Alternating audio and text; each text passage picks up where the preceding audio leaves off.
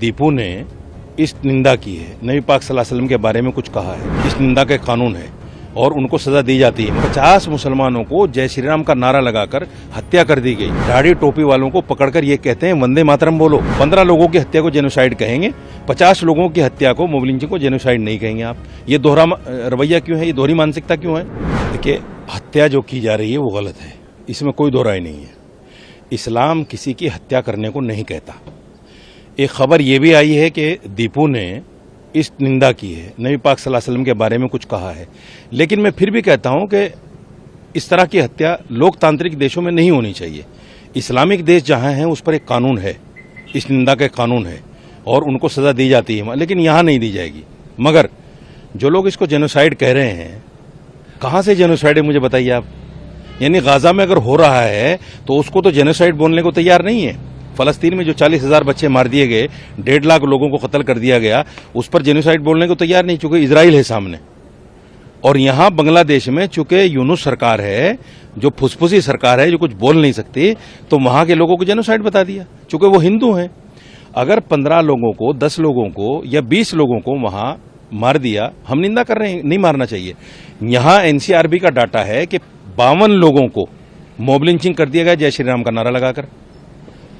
आप उसको जेनोसाइड नहीं कहेंगे। 15 लोगों की हत्या को जेनोसाइड कहेंगे, 50 लोगों की हत्या को मॉब लिंचिंग को जेनोसाइड नहीं कहेंगे आप। ये दोहरा रवैया क्यों है, ये दोहरी मानसिकता क्यों है? मौलाना साहब, भारत में अगर दुर्भाग्यवश कुछ होता है तो आप खुले तौर पर आवाज उठाएं, आप जैसे लोग आवाज उठाते हैं।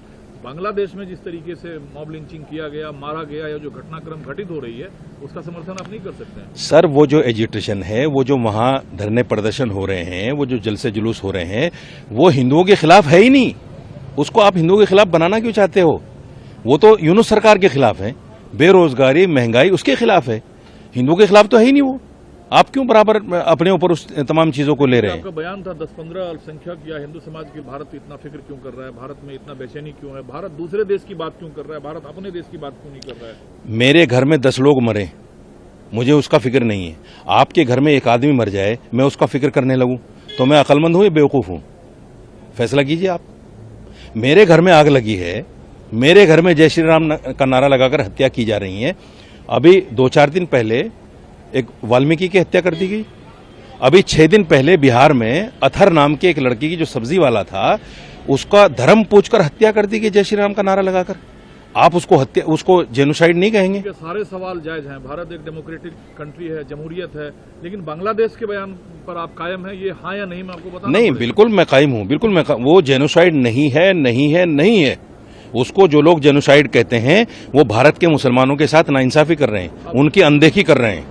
या तो इसको भी जेनोसाइड कहिए और फिर उसको भी जेनोसाइड कहिए, ठीक है, मान लेते हैं हम। आप 50 लोगों की हत्या को जेनोसाइड नहीं कहेंगे, 10 लोगों की हत्या को, 15 लोगों की हत्या को जेनोसाइड कहेंगे। आप बचाव कर रहे हैं बांग्लादेश का? मैं बांग्लादेश का बचाव नहीं कर रहा हूं, मैं अपने लोगों की आवाज उठा रहा हूं।